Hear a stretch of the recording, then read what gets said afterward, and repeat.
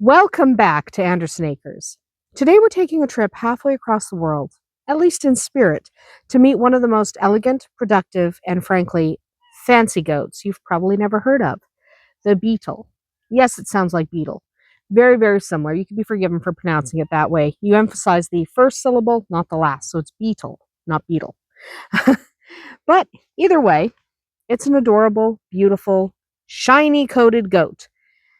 The beetle goat hails from the Punjab region of India and Pakistan, where it's prized for its size, milk, meat, and overall look at me presence.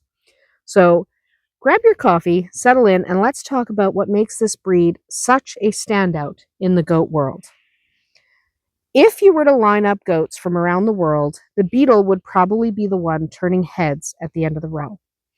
Big and sleek and built with confidence, this is a breed that's been developed over centuries for both milk and meat production. Thank you, Tequila. She's right here next to me. But in its homeland, the beetle is often considered the local answer to another breed of dairy goat in India that I'm not going to try to pronounce right now because I'm going to do it wrong. But the beetle does tend to be hardier than most of the other goats that it competes with in this region, and it's more adaptable and better suited to a range of farming systems. They originate in the Punjab region, which, before the borders were drawn, covered parts of both modern-day India and Pakistan. The hot, dry summers and cool winters there shaped the beetle into a resilient, large-frame animal that thrives under semi-intensive and intensive management. Farmers in that area really love them for their dual purposes. They can be used for both milk and meat. You can milk the does and raise the kids for meat. You can sell their hides to the leather trade. Their versatility has made them something of a national treasure, at least in that particular region. Now, when it comes to looks, the beetle is a showstopper. They come in a variety of colors. They are black or red or brown or white or any combination of those. Often with beautiful spotting or marbling on their coats. They're gorgeous. Their hair is short and glossy, which means that when the sun hits them just right, they kind of glow. The face is long and distinctively convex, what breeders like to call a Roman nose, and we have the help of darling little doofus. Yes, that's her name. She's my baby. I'm keeping her. Okay. Back to the beetle. Yeah, back to the beetle. So they have a long and distinctively convex face. It's called the Roman nose. It's especially pronounced in the boys, the bucks, who look a bit like they've been carved out of bronze. Their ears are another defining feature, long and pendulous and velvety soft. We're talking 10 to 18 inches of floppy elegance, swaying with every step. Stop touching the mic. She's a bad kitten. I love her. But yeah, these ears sway with every step, and they're gorgeous. They're also usually horned with thick horns that sweep back and sometimes twist a little bit, giving them a rather regal look. Size-wise, these guys are impressive. Mature bucks can weigh from 125 to over 200 pounds, with some lines pushing past that when well fed. Does are generally like 180 to 130. They are smaller. This breed also stands fairly tall because bucks can reach around 40 inches at the shoulder, does usually around 30. When you see a beetle next to a smaller breed like a Nigerian dwarf, it's like watching a Great Dane stand beside a corgi. Okay, they're impressive. Now, here's where the breed really shines: productivity.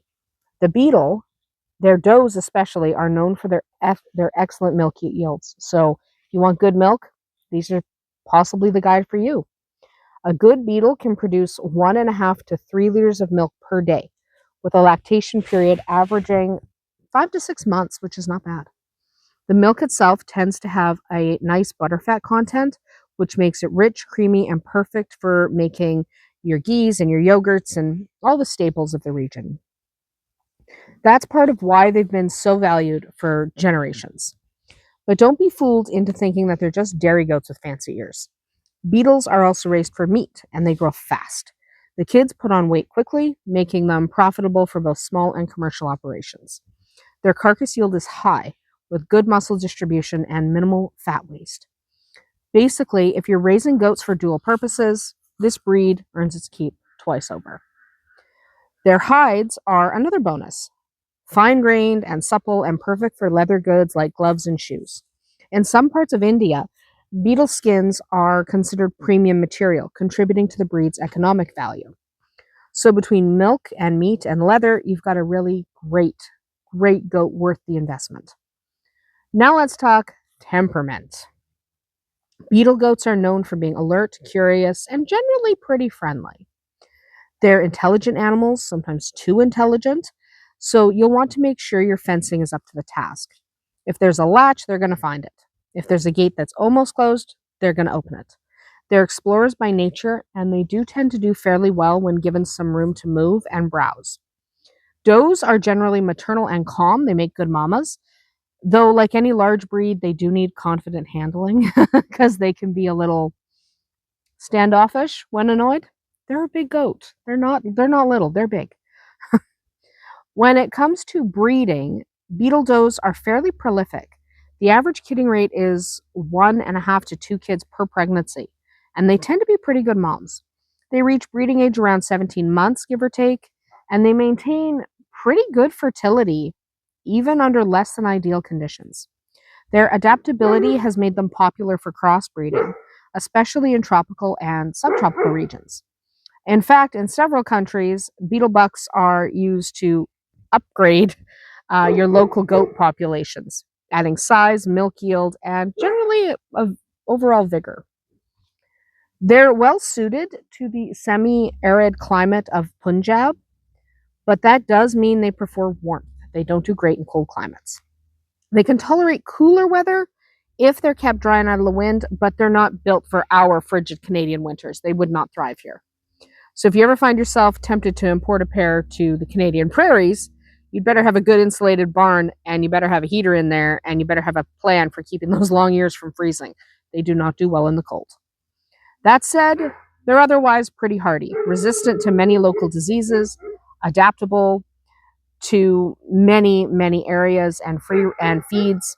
They're easy to manage in both pastures and stall-fed systems, so generally they're pretty adaptable, just not for really cold areas.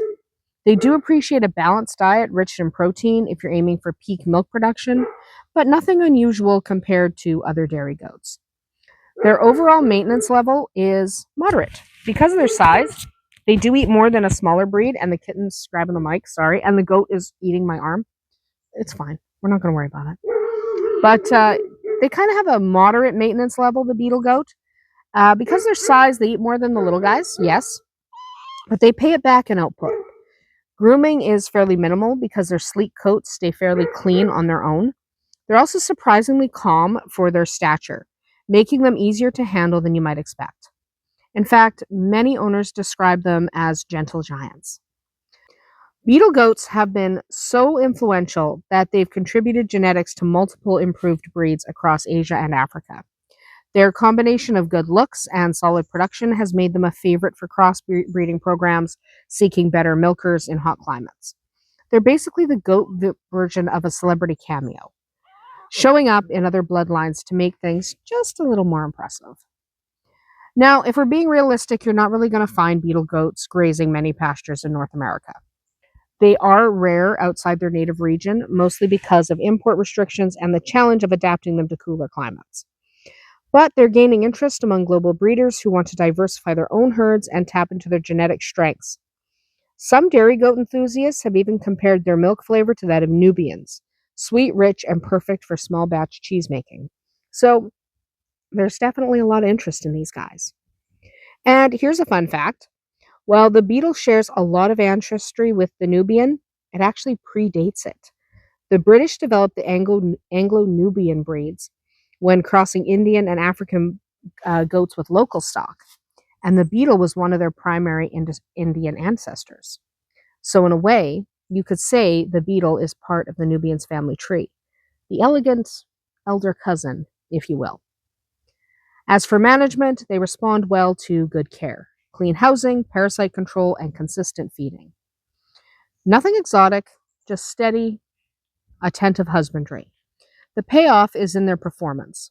With proper nutrition and care, a beetle doe can produce enough milk to feed twins and still have extra for you to take and milk and turn into cheese. Cheese is my favorite thing. The kids do mature quickly, and the bucks are strikingly muscular. The kind of animal that makes visitors stop mid sentence and say, "Whoa, that's a goat? They're impressive."